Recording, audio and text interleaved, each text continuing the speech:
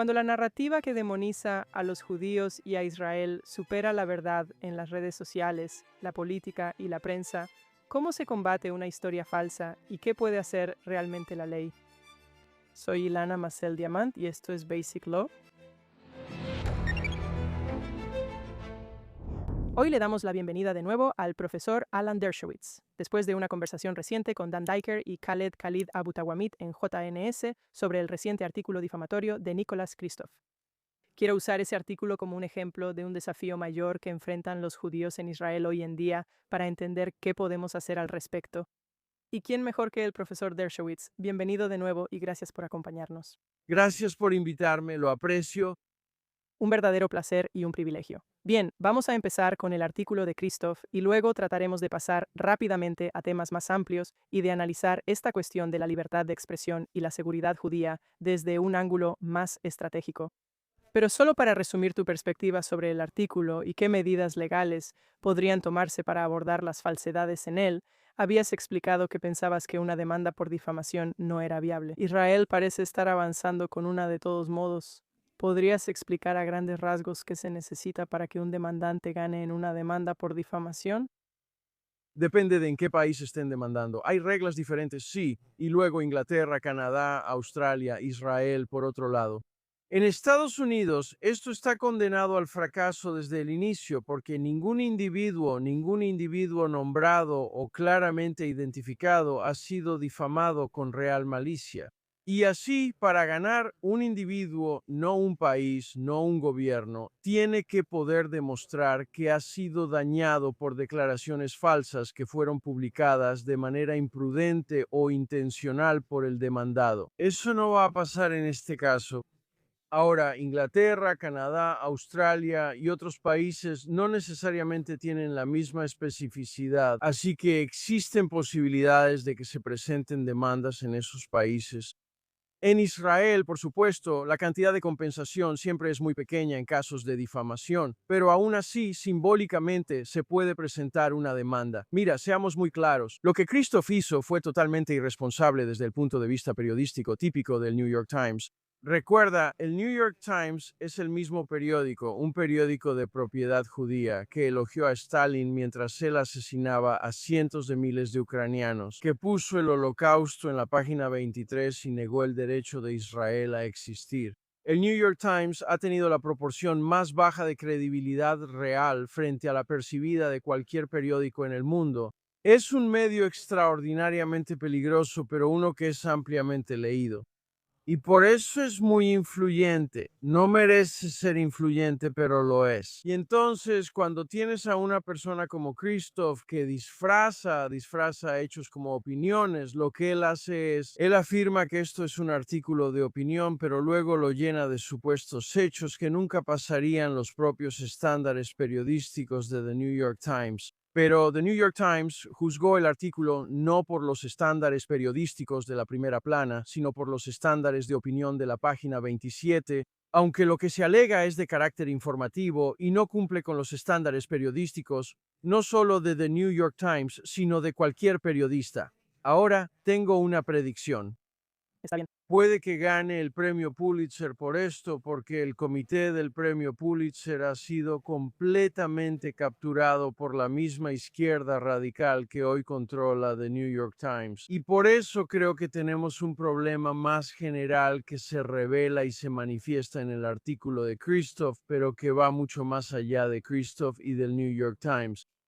Así que estoy de acuerdo con eso. Mi pensamiento, dado que este es un programa más legal, era simplemente que podría usarse y probablemente se usará como prueba en los casos pendientes contra Israel a nivel internacional. Bueno, no podría usarse, sería un testimonio de oídas. No podría usarse en la Corte Penal Internacional ni en ningún tribunal similar, pero podría usarse como base para una difamación adicional. Entonces aparece alguien más que diga, mira esto, está claro, sin lugar a dudas, que el primer ministro de Israel ha autorizado el uso de perros para violar.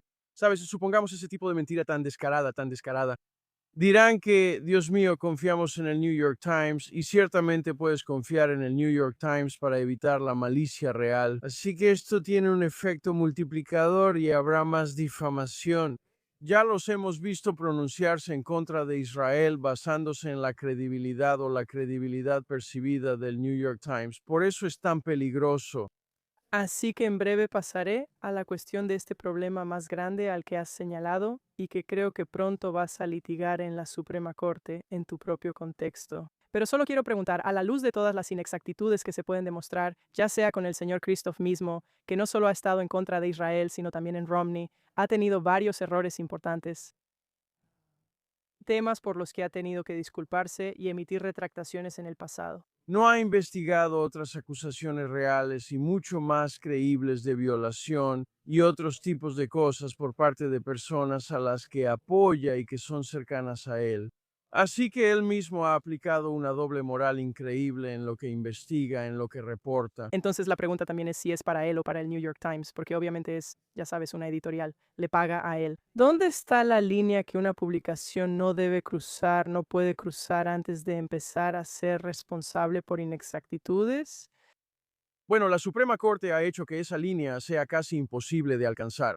Ahora tengo un caso pendiente en un tribunal de Estados Unidos contra CNN. CNN deliberadamente, intencionalmente y con malicia mintió cuando dije frente al Senado de los Estados Unidos, frente a millones de personas, que un presidente podía ser sometido a juicio político y debería ser sometido a juicio político si comete conducta criminal o conducta similar a un crimen bajo la disposición constitucional que permite el juicio político por traición, soborno u otros delitos graves y faltas. Entonces, estos dos locutores maliciosos y anti todo dicen que Dershowitz afirma que Trump no podría ser sometido a juicio político incluso si cometiera crímenes graves como extorsión, asesinato, violación, lo que sea. Fue simplemente una mentira deliberada e intencional, y los tribunales inferiores determinaron que era una mentira, concluyeron que fui difamado, pero dijeron que los periodistas eran demasiado tontos para darse cuenta de que lo que decían estaba mal, así que no tenían la malicia requerida para que yo pudiera presentar una demanda a la defensa de la estupidez para CNN. Eso fue básicamente lo que dijeron. Y ese asunto ahora está ante la Suprema Corte. Bueno, quiero escuchar más sobre eso, pero ¿cómo establece un tribunal la malicia real para empezar? Suena cuando dices que es un estándar imposiblemente alto de cumplir. ¿Cómo podrías demostrarlo a menos que alguien escriba, voy a poner esto en el artículo y lo haré por pura malicia? Bueno, es casi imposible porque los tribunales dependen de las negaciones de los demandados, en este caso en las declaraciones juradas. Las negaciones básicamente decían, somos demasiado ignorantes, somos demasiado tontos, somos demasiado estúpidos, estamos demasiado desinformados como para saber que Dershowitz dijo esto el día anterior en la televisión, que vimos, y eso no fue suficiente. Si eso no es suficiente, no sé si alguna vez se podrá demostrar frente a una negación. Todo lo que tienes que hacer es negar, negar, negar, y entonces ganas en el tema de la malicia. Así que lo que le hemos pedido a la Suprema Corte es que cambie el estándar cuando se trata de particulares como yo. Pueden tener un estándar alto cuando se trata de criticar a funcionarios del gobierno o a los gobiernos mismos, pero cuando se trata de atacar a individuos, a particulares, deberían hacer que sea un poco más posible probar la malicia. Ahora mismo es prácticamente imposible. La idea en tu caso es que eres una figura pública, ¿es eso? Soy una figura pública, sin duda, pero no soy un funcionario público. Hay una gran diferencia. Hacemos esa distinción en nuestro argumento. Los funcionarios públicos tienen inmunidad. No se les puede demandar. Tienen fondos del gobierno que los respaldan. Ellos tienen una variedad de cosas que, como ciudadano particular, aunque soy una figura pública, yo no tengo. Yo no tengo inmunidad. Si regreso y digo que el reportero de CNN fue estúpido y malintencionado, ellos pueden demandarme. No lo han hecho, obviamente, porque saben que es verdad. Pero ellos pueden demandarme, pero no podrían demandar al presidente de los Estados Unidos, no podrían demandar al senador, al congresista. Así que hay un desequilibrio entre los funcionarios electos por un lado y los funcionarios públicos por el otro. Así que estamos presentando esa demanda. No sé si tendrá éxito o no. Eso depende de la Corte Suprema. Hay dos jueces que claramente querrían ver que el caso New York Times contra Sullivan y sus casos derivados se limiten hasta cierto punto. Yo fui uno de los auxiliares jurídicos que trabajó en eso, y la opinión en la que trabajé se limitaba a funcionarios públicos electos y designados. No aplicaba a ciudadanos particulares, así que estamos tratando de regresarlo al punto en el que estaba cuando yo era auxiliar jurídico hace unos 60, ¿cuántos años ya? 63 años. Vi una entrevista donde usted dijo que había trabajado en eso y creo que deberíamos explicar, tal vez no todo el caso Sullivan, pero básicamente la decisión y el razonamiento detrás de ella, porque usted dice que ese caso y la jurisprudencia derivada básicamente establecieron, ya sabe, los estándares de libertad de expresión de hoy en día. Sí. La libertad de expresión está en el centro de muchas de las preguntas que hoy se hacen los judíos estadounidenses. Y no solo ellos, sobre todo en un país donde básicamente existe un estándar absoluto. Personalmente, tiendo a apoyarla, pero creo que ahora están surgiendo algunas preguntas difíciles relacionadas con cómo pensar al respecto.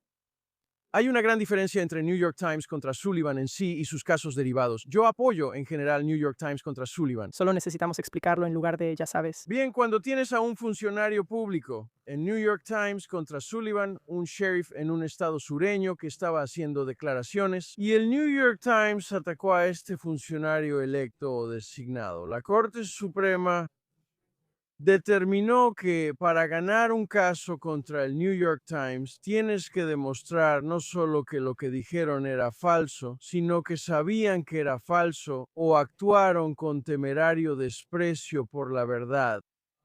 Está bien, pero luego aplicaron eso a personas que fueron expuestas al ojo público de manera inadvertida, como alguien que fue víctima de un robo en su casa.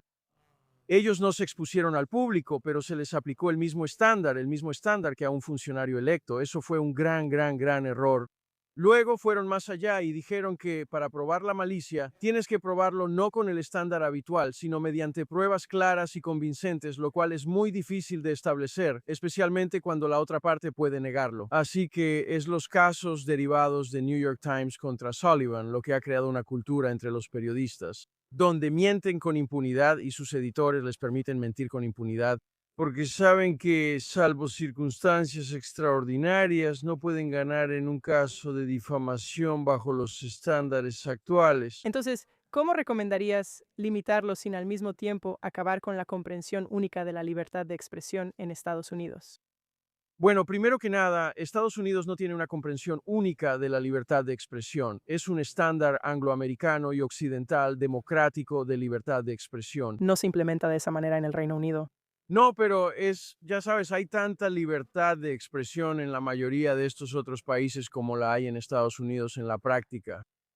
Los estándares son diferentes y las demandas pueden ser diferentes y yo preservaría parte de eso, pero no todo. No creo que este requisito de demostrar malicia con pruebas claras y convincentes deba aplicarse a personas que no son funcionarios, a estadounidenses comunes y corrientes que no necesariamente tienen los recursos que tiene el gobierno ni los privilegios e inmunidades que tiene el gobierno. Por ejemplo, los senadores. Los senadores pueden decir y prácticamente hacer cualquier cosa en el Pleno del Senado. Son totalmente inmunes, así que por supuesto deberían estar sujetos al mayor nivel de escrutinio. Pero los ciudadanos comunes, incluso si están en el ojo público, no tienen ese mismo privilegio. Y creo que la libertad de expresión se ve disminuida, no implementada, al hacer demasiado difícil demandar y alentar a los medios a difundir mentiras que sirven a su narrativa. Y creo que el caso de Christoph es un ejemplo perfecto. En algunas partes del mundo puedes demandar incluso si eres un país o si eres una organización, incluso una idea. En Canadá, por ejemplo, existen delitos de discurso de odio que castigan los ataques contra el pueblo judío. No en Estados Unidos, puedes atacar al pueblo judío con impunidad. Puedes volver a imprimir los protocolos de los sabios de Sion sin que exista ninguna posibilidad de algún tipo de recurso legal, de ningún tipo de remedio legal. Y creo que muchos estadounidenses sienten que eso va demasiado lejos. Eres conocido por haber hablado sobre el caso de Skokie, del cual me gustaría hablar contigo ahora. La pregunta para mí será si tus opiniones sobre la libertad de expresión han cambiado desde el caso de Skokie, que deberías describir, hasta la era actual. Está bien, yo formaba parte de la Junta Nacional de la Unión Estadounidense por las Libertades Civiles en la época de Skokie y apoyé firmemente el derecho de estos matones neonazis a hacer sus horribles declaraciones antisemitas en las calles de Skokie, una zona que estaba poblada por muchos sobrevivientes del Holocausto. Parte de la razón de eso es que los nazis en esos días no representaban ningún peligro para la gente de Skokie ni para los estadounidenses. Eran molestos y problemáticos, pero en ese entonces no había apoyo para el antisemitismo. Yo no he cambiado, mis opiniones no han cambiado en absoluto, pero el mundo sí ha cambiado. Y hoy en día, hacer el mismo tipo de declaraciones en Skokie que se hacían en ese entonces podría representar un peligro mucho mayor para la comunidad judía. Violencia, ataques a sinagogas, ataques a personas. Así que tienes que mirar el contexto, tienes que mirar la realidad, y creo que las realidades del mundo han cambiado desde Skokie. Así que creo que la ley es la misma y las reglas deberían ser las mismas, y aún en ese entonces yo habría defendido el caso de Skokie. Pero hoy creo que incitar agresiones físicas antisemitas contra personas judías representa un peligro mayor y es más susceptible de algún tipo de recurso legal. Hace un par de años comenzamos una organización, realmente no llegó a nada. Se llamaba Golpeas a un judío, te demandamos. Y queríamos emprender acciones legales contra cualquiera que atacara a personas judías en Brooklyn y en cualquier otro lugar. Y esos ataques han aumentado. Y lo estamos viendo en todo el mundo hoy en día, particularmente en Inglaterra, cada vez más en Canadá y Australia y ciertamente en Estados Unidos. Así que los judíos son más vulnerables hoy que en cualquier otro momento desde 1932. Ahora, quiero ser claro. Estoy hablando de 1932, no de 1936, no de 1939, no de 1942. Estoy hablando del 32 cuando Hitler fue elegido. Estamos viendo personas parecidas a Hitler postulándose para cargos públicos hoy en Maine y en Michigan, donde en 1932 los estudiantes judíos eran discriminados. Estamos viendo eso en los campus universitarios. Estamos viendo una reducción en las admisiones de estudiantes en lugares como Harvard y Yale. Entonces estamos en 1932. Bueno, no estamos en 1936, pero sin duda estamos cerca de la situación en la que se encontraban las comunidades judías en algunas partes del mundo en 1932. ¿Qué crees que la comunidad judía debería estar promoviendo en cuanto a las normas sobre el discurso? Por ejemplo, hay muchas cosas con las que personalmente no estoy de acuerdo, como el Palestina libre o del río al mar, que hoy en día creo que si no parece haber una amenaza inminente, una amenaza física, simplemente se clasifica como discurso político, incluso en manifestaciones que ya sabes pueden ser algo amenazantes para los espacios públicos judíos y así sucesivamente. Bueno, primero que nada, tenemos restricciones de tiempo. Modo y lugar. Sí, entonces, por ejemplo, cuando maleantes se ponen frente a mi sinagoga, Park East, en Nueva York, y se comportan de manera amenazante, la policía pone barreras. No tienes derecho a acercarte a un judío anciano que va a la sinagoga en Shabbat y plantarte frente a él para amenazarlo y empezar a intimidarlo. Lo que puedes hacer es tener derecho a pararte a 100 metros de la sinagoga con carteles que digan que los judíos son malvados, los protocolos de los sabios de Sión, ya sabes que los israelíes usan perros para violar. Puedes hacer eso siempre y cuando estés a una distancia y no estés intimidando físicamente o tal vez ni siquiera psicológicamente, y no les niegues a las personas el derecho de ejercer su derecho de la primera enmienda a la libertad de religión. Conozco a muchas personas que ya no van a la sinagoga porque tienen miedo de lo que pueda pasar si van a la sinagoga. Tienen miedo primero de que la sinagoga sea atacada con armas o bombas, pero incluso menos dramáticamente, tienen miedo de ser intimidados en el camino a la sinagoga, que los ataquen, que les griten, que les insulten. Y así puedes tener tanto la libertad de expresión como el libre ejercicio de la religión si exiges que los manifestantes se mantengan a cierta distancia, de la misma manera que hoy tienen que mantenerse alejados del presidente de los Estados Unidos. No puedes acercarte al presidente y gritarle las cosas que la gente le grita a los presidentes. Tienes que mantenerte alejado de él. Ahí, por supuesto, hay una necesidad especial de proteger al presidente, pero también hay una necesidad especial de proteger a quienes asisten a la sinagoga, a la mezquita y a la iglesia. Creo que tenemos que analizar muy cuidadosamente los estándares relacionados con las restricciones de tiempo, lugar y forma sobre la libertad de expresión que no afectan el contenido de la misma. Así que tienes derecho a gritar, Palestina será libre desde el río hasta el mar, y por cierto, el estándar tiene que ser idéntico. Si puedes decirlo sobre los judíos, tienes que poder decirlo sobre los negros, tienes que poder decirlo sobre las mujeres, tienes que poder decirlo sobre los gays. No puedes tener una regla solo para los judíos, y eso es lo que pasa hoy en las universidades. En las universidades hoy en día, si algún estudiante dijera sobre los negros, las mujeres o los gays lo que dicen sobre los judíos, serían expulsados. Pero no los expulsan cuando lo dicen sobre los judíos, porque lo que pasa es que si lo dices sobre los negros, por supuesto que es racista. Pero si lo dices sobre los sionistas, no es racista, es político. Incluso si dices que los sionistas están vendiendo carne podrida en Harlem y oprimiendo a nuestra gente negra, como solía decir Kofi Carmichael, o si dices, como dice Tucker Carlson, ya sabes, son los sionistas, no los judíos. No, yo nunca he dicho nada malo sobre los judíos, dijo Tucker Carlson. Es sionista, que controlan los medios, controlan el país y controlan la economía, todas esas cosas. Son los sionistas quienes trajeron el comercio de esclavos a América, como dice Louis Farrakhan. Hoy en día, si usas la palabra sionista, estás exento en los campus universitarios. No, esa no puede ser la regla. Mira la Universidad de California hoy. No puedes hablar en unos 13 clubes. Estos son clubes oficiales, financiados con fondos estatales y federales. La Universidad de California es una universidad pública. No puedes hablar en 13 de estos clubes si eres sionista. ¿Y qué significa ser sionista? Significa que si eres judío y no has renunciado a Israel, se presume que eres sionista, y así, al usar la palabra sionista como un disfraz o eufemismo, se les ha permitido decir cosas sobre los judíos que no pueden decir sobre los negros, gays, inmigrantes, latinos u otros. Bueno, presumiblemente la aplicación desigual es algo que puede abordar el Estado o el gobierno federal. Bueno, no han hecho lo suficiente para exigir un solo estándar. La mayoría de las escuelas ni siquiera exige un solo estándar. Espero que parte de las negociaciones que están ocurriendo hoy entre el gobierno federal y escuelas como Harvard exijan un solo estándar. No basta con aceptar la definición de antisemitismo, sino que tiene que ser idéntica a la de otros grupos anti que no serían permitidos para hablar en el campus.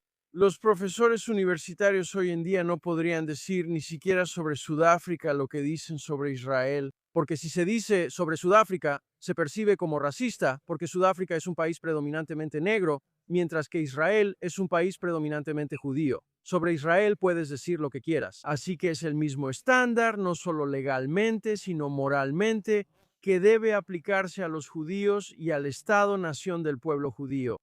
Así que tengo una pregunta más sobre esto, antes de pasar al tema de cómo el buen discurso combate al mal discurso, que es algo que tú constantemente enfatizas, Correcto. con lo que me identifico. Pero en realidad hubo un oyente que escribió, tuve un monólogo en el que hice una defensa bastante apasionada de la libertad de expresión en contra de las prohibiciones al discurso, en parte porque no creo que realmente funcionen y en parte porque valoro mucho la libertad de expresión. Estoy de acuerdo. Y creo que son una distracción de lo que realmente se necesita hacer. Pero él planteó una complicación interesante. Dijo que existe este problema de considerar las expresiones en conjunto. Por ejemplo, ya sabes, am, incluso decir algo horrible como que todos los sionistas deberían morir, ¿verdad? Por sí solo no es necesariamente una violación de la libertad de expresión. Pero si la persona junto a ti en la protesta también dice, bueno, ese tipo de allá es un sionista, entonces, en conjunto, lo que básicamente tienes es una amenaza física. ¿Cómo lidias con eso? Porque no puedes, ninguno de los dos necesariamente dijo algo que sea ilegal. Creo que hay que pensarlo en contexto. Piensas en el discurso no de manera aislada, sino en contexto. Entonces, si tienes a dos personas paradas juntas, una diciendo que los judíos deberían morir y la otra diciendo, aquí están los judíos. Ciertamente, si están trabajando en conjunto, eso es suficiente para acusarlos de conspiración. Pero supongamos que están actuando individualmente, no se conocen, y un grupo de personas está gritando, maten a los sionistas, maten a los sionistas. Y otro grupo de personas está diciendo, aquí están los sionistas, este es un sionista, este tipo es un sionista. Es una pregunta difícil. Si continúan, el primer grupo sigue diciendo maten a los sionistas, después de que el segundo grupo señala quiénes son los sionistas. Eso es suficiente para criminalizar conforme al criterio de incitación a daño inmediato del fallo Brandenburg. Así que es una muy buena pregunta. Es el tipo de pregunta que yo habría hecho como pregunta de examen cuando enseñaba en la Facultad de Derecho de Harvard. Bueno, se la devolveré a Daniel Rothenberg, quien la hizo. pero no he escuchado de muchos casos que sigan esta teoría. Así que si eso también empieza, es mucho mérito para él. Bien, entonces, buen discurso versus mal discurso. Diría que mi pregunta aquí, y ya sabes, estoy argumentando en contra de mis propias inclinaciones. Mi pregunta aquí es, el debate entre el buen y el mal discurso se remonta a siglos atrás. Y estamos en un entorno mediático diferente. Ahora las cosas se vuelven virales en las redes sociales en un abrir y cerrar de ojos. Am, si realmente quieres hablar sobre el contexto, podemos hablar sobre la generación más joven, que también está mucho menos informada en comparación con generaciones anteriores históricamente. Déjame detenerme un segundo, solo para hacer un comentario. Claro. Hablando de generaciones, ellos son el mayor peligro para Estados Unidos hoy en día. Sabes, cuando yo estaba creciendo, siempre decíamos, no confíes en nadie mayor de 30. Ahora tienes que pensar en la gente menor de 30. Recordemos quién llevó a Hitler al poder. Jóvenes estudiantes de la Universidad de Múnich, la Universidad de Berlín, Heidelberg. ¿Quién llevó a Stalin al poder? Jóvenes revolucionarios de la Universidad de San Petersburgo, de la Universidad de Moscú. ¿Quién llevó a Castro al poder? Jóvenes estudiantes en particular. ¿Quién llevó a Pol Pot al poder? ¿Quién llevó al poder a muchas de las personas más malvadas que han matado a tanta gente? Gente joven. Así que nunca dejes que la gente use la juventud como excusa. La juventud no es un factor atenuante, históricamente es un factor agravante. Así que prestemos tanta atención a los de 16, 17, 18, 20 años como lo hacemos con los de 50 o 60 años. Representan un peligro increíble. Además, ellos representan el futuro, mientras que las personas mayores representan el pasado. Así que creo que el mayor peligro para los judíos hoy en día y el mayor peligro para la libertad de todas las personas está en los jóvenes, jóvenes ignorantes y tontos que piensan que tienen el monopolio de la virtud. Asegurémonos de enfocar nuestra atención en ellos, así como en las personas mayores. Así que a la luz de esa perspectiva, entonces la pregunta pasa a ser, ¿en realidad el buen discurso está combatiendo al mal discurso hoy en día? Yo siento que ciertamente en temas relacionados con los judíos e Israel. Ha estado en una postura defensiva durante mucho tiempo, pero eso también podría decirse de muchas de las cosas que me importan más ampliamente en el mundo de la libertad. Y me pregunto si la teoría necesita adaptarse o ajustarse a las tecnologías actuales, a las tendencias sociales actuales, o si simplemente podemos, ya sabes, decirla y creerla y gritar nuestra verdad desde los tejados y esperar que eso funcione. ¿Tú qué piensas? La libertad de expresión siempre es una cuestión de contexto. La declaración más tonta jamás hecha por una persona inteligente sobre la libertad de expresión, por supuesto, fue hecha por Oliver Wendell Holmes cuando dijo que incluso la visión más extrema de la libertad de expresión no protege a una persona que grita fuego falsamente en un teatro lleno. O sea, qué declaración tan increíblemente tonta. Es la declaración más citada sobre la libertad de expresión en la historia del discurso y no pasa la prueba de coeficiente intelectual de 60. Por supuesto, gritar falsamente fuego en un teatro lleno no es expresión en absoluto. Es como jalar una alarma. Nadie diría que jalar falsamente una alarma que suena cuenta como expresión. Eso no es expresión. No hay diferencia entre gritar fuego y hacer brr. No hay absolutamente ninguna diferencia. Así que Oliver Wendell Holmes engañó al público con eso de gritar fuego. Nunca quiero escuchar a nadie Usar esa analogía otra vez. Es la analogía más tonta de todas. jamás invocada por un juez de la Suprema Corte y ha causado más daño a la libertad de expresión. Recordemos el caso que dio origen a eso. El caso que dio origen a eso fue un grupo de manifestantes contra la Primera Guerra Mundial que estaban afuera de un centro de reclutamiento repartiendo volantes, no gritando, repartiendo volantes. Y el volante decía, tienes un derecho constitucional y legal de no incorporarte al servicio militar si eres objetor de conciencia. Y fue por repartir esos volantes que fueron procesados y condenados. Y Oliver Wendell Holmes dijo que eso era como gritar fuego en el teatro. No, eso era como repartir un volante frente a un teatro antes de entrar y decir, ten cuidado al entrar a ese teatro.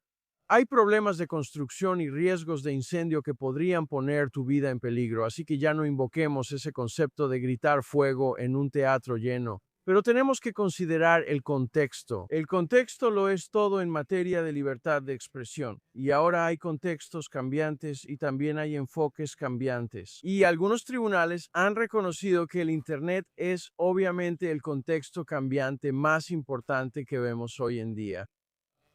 Creo que fue Churchill quien dijo famosamente hace casi 100 años que la falsedad recorre medio mundo antes de que la verdad se ponga los zapatos. Sí. Eso era cierto en ese entonces. ¿Te imaginas cuánto más cierto es hoy con el Internet? Así que tenemos que adaptar las reglas de la libertad de expresión a las realidades del Internet. ¿Cómo se vería eso? ¿Cómo se vería eso? Bueno, se vería como reconocer la realidad de que la buena expresión no siempre contrarresta la mala. Te daré un ejemplo perfecto. En mi caso, fui acusado falsamente de haber tenido relaciones sexuales con una persona que nunca conocí, de la que nunca había oído hablar. Eso fue noticia de primera plana, y luego cuando ella se retractó de la historia y básicamente dijo, oye, bien podría haberlo identificado mal o haberlo confundido con otra persona. Retiro todos mis cargos, retiro mis afirmaciones. Cuando salió la información de que había una grabación hecha por su propio abogado admitiendo que la historia no podía ser cierta, eso se convirtió en una noticia de la página 88 debajo del pronóstico del tiempo. Así que el buen discurso, la verdad, no prevaleció sobre el mal discurso. Hasta el día de hoy tengo prohibida la entrada al 92nd Street y tengo prohibida la entrada al Templo Emanuel. Tengo prohibida la entrada a la preparatoria Ramás, al menos en parte, por estas acusaciones falsas en mi contra. Mis hijos han sufrido como resultado, mi familia, mi esposa ha sufrido como resultado de estas acusaciones. Y aún así la verdad no ha alcanzado a la falsedad. Así que ya sabes, entiendo los riesgos de la libertad de expresión total y completa y al mismo tiempo la apoyo como defensor de la primera enmienda. Lo que significa que los estándares, ya sabes, con la excepción de los que discutimos antes, no deberían cambiar necesariamente, pero deberíamos estar listas para absorber el costo y simplemente seguir adelante. Deberíamos estar listos para adaptarnos a nuevas realidades que puedan requerirnos cambiar los estándares de prueba, que puedan requerirnos cambiar ciertos aspectos del enfoque legal sobre la libertad de expresión sin disminuir de ninguna manera el núcleo. El núcleo de la libertad de expresión es que la opinión nunca debe ser restringida por el gobierno. Ese es el núcleo. La opinión nunca debe ser restringida por el gobierno. Todo lo demás es periférico a eso. Así que tenemos que analizar detenidamente las periferias, no el núcleo. Bien, entonces, de manera más amplia, incluso más allá del discurso, solo tengo curiosidad por saber tu opinión aquí. También mencionaste con Dandy Kerry Khalid, hablaste sobre el tipo de guerra institucional que vimos desarrollarse en el artículo de Christoph, donde tienes acusaciones de ONG ideológicas que luego se blanquean sistemáticamente a través de publicaciones prestigiosas. Y básicamente por la conversación parecía que había una campaña altamente organizada para que eso sucediera. Y por supuesto ha habido muchas investigaciones en el mundo de las ONG judías que demuestran que ese es el caso. Entonces, ¿qué crees que está haciendo bien el mundo judío para enfrentar este desafío? ¿Y qué crees que está haciendo mal? ¿En qué está desperdiciando sus energías? ¿Y dónde debería enfocarlas? Bueno, antes que nada, nuestros peores enemigos están dentro del mundo judío. Nuestros peores enemigos no son Al Jazeera. Nuestros peores enemigos son Haaretz, el Jewish Daily Forward, Peter Beinart, J Street, um, Jewish Voice for Peace, muchos rabinos reformistas. Tenemos un problema muy grave dentro de la comunidad judía. Omar Bartov, personas que, ya sabes, Omar Bartov niega la historia de la creación de Israel. Él dice que, ya sabes, Israel fue creado basado en algo parecido al Holocausto, la Nakba. Quiero decir, las falsedades que están siendo perpetradas por judíos que usan su judaísmo como tapadera de su intolerancia es nuestro mayor problema hoy en día. Ahora, también tenemos enemigos que no son judíos, Christoph, obviamente, pero los enemigos internos son mucho más serios. Si me preguntas qué organización ha hecho más daño a los judíos y a Israel que cualquier otra organización en el mundo, yo diría que sería J Street. El embajador de Israel en Estados Unidos quizá exageró cuando dijo que J Street es un cáncer. Pero ¿acaso J Street no es una de las organizaciones más peligrosas que hayan existido? Es como aquellos que, durante la Inquisición, los judíos que se volvieron antijudíos y se convirtieron en armas en la guerra, o durante los casos de libelo de sangre, donde exjudíos testificaban en contra de los judíos y decían, sí, realmente mataron bebés cristianos para usar su sangre. Eso es lo que están haciendo estos traidores judíos, y J Street es el líder entre ellos. Peter Beinart es uno de los individuos. Omar Bartov, Norman Finkelstein, Noam Chomsky. Así que primero tenemos que lidiar con nuestro propio problema. Las personas que dicen ser amigas y le dan municiones a los enemigos son las peores. Bueno, no estoy segura si estoy de acuerdo con el orden de prioridades, pero ¿qué pasos concretos te gustaría que se tomaran? Creo que tenemos que estar mejor preparados para responder a la falsedad con la verdad. No estamos tan preparados como podríamos estar. Y también, ya sabes, el enemigo tiene sus propios medios. Ellos tienen el New York Times, ellos tienen CNN, tienen personas que están listas de inmediato para aceptar declaraciones anti-israelíes. Nosotros no tenemos eso de nuestro lado. Cuando escribo un artículo de opinión en contra de personas como Christoph, no tengo de inmediato un lugar donde publicarlo. No hay un espacio inmediato donde el buen discurso tenga cabida. Así que lo primero que tenemos que hacer es construir una red de comunicadores que sea tan efectiva como la red que se nos opone. Estamos haciendo un trabajo terrible, ya sabes, especialmente para personas a las que acusan de controlar los medios. Ni siquiera podemos aparecer en los medios. Parece que tenemos más cosas con las que lidiar de las que mencioné al principio del programa, pero eso tendrá que esperar para otras conversaciones. Te agradezco que hayas venido hoy. Bueno, no quiero terminar siendo totalmente pesimista. No, entonces definitivamente termina con una nota optimista. Quiero eso. Bueno, sabes, en Israel dicen que un pesimista es alguien que dice, has hecho las cosas tan mal que no pueden empeorar. Y un optimista dice, sí, sí pueden. Creo que pueden empeorar, pero también creo que pueden mejorar. Creo que ya hablé antes sobre los jóvenes y lo peligrosos que algunos jóvenes han sido para la libertad a lo largo de los años. Pero una cosa que sí hizo el 7 de octubre, además de hacer que muchas personas se volvieran en contra de Israel, es que consolidó el apoyo a Israel entre muchos jóvenes judíos en los campus universitarios. Y organizaciones judías como Jabad, Stand With Us y otras se han revitalizado y se han vuelto muy vocales y solidarias con las causas judías en Israel. Así que veo en algunos de los jóvenes una razón para el optimismo, pero también veo una razón para el pesimismo. Así que voy a terminar con una nota mixta. Y voy a terminar con una nota optimista, confiando en la mejor parte de la juventud de hoy para llevarnos a donde necesitamos ir con la capacitación y las herramientas adecuadas. ¿Tenías esa confianza en 1932? No podemos confiar en la historia, no podemos confiar en el destino, tenemos que tomar el destino en nuestras propias manos. ¿No hicimos lo suficiente en 1932? Al pensarlo, quiero señalar solo este punto antes de irnos. 1935 fue el peor año en la historia moderna. ¿Por qué? ¿Qué pasó en 1935? No pasó nada en 1935, por eso fue el peor año en la historia moderna. Fue el último año en que Gran Bretaña y Francia pudieron haber destruido la Alemania nazi y prevenido la muerte de 60 o 70 millones de personas, incluyendo 6 millones de judíos, y los británicos y los franceses no hicieron nada. Y si no hacemos nada hoy, en 2026-2027 pasaremos a la historia como 1935, en la que no hicimos lo que pudimos haber hecho para prevenir una amenaza creciente a la comunidad judía y a su Estado-nación. Así que la responsabilidad recae en nosotros. No estoy de acuerdo con eso. Admito que hablo desde una perspectiva bastante privilegiada al estar rodeada. Trabajo en un centro educativo, el Haredi Center. Ofrecemos programas educativos para estos israelíes increíblemente talentosos, intelectualmente comprometidos, más conservadores, con inclinaciones clásicas y liberales, en toda una serie de campos diferentes. Y por supuesto, sabes, junto con eso también están cumpliendo cientos y cientos de días en la reserva. Y esos son principalmente los jóvenes con los que tengo la oportunidad de encontrarme. Esas son las personas que creo, esas son las personas y sus contrapartes en otros lugares que creo que van a asegurarse de que esto no repita 1935. Bueno, espero que tengas razón, porque si ves las instituciones educativas, incluyendo las instituciones educativas judías, el Seminario Teológico Judío, el Movimiento Reconstruccionista Judío Reformista, no están haciendo su trabajo. Si ves muchas sinagogas reformistas, no están haciendo su trabajo.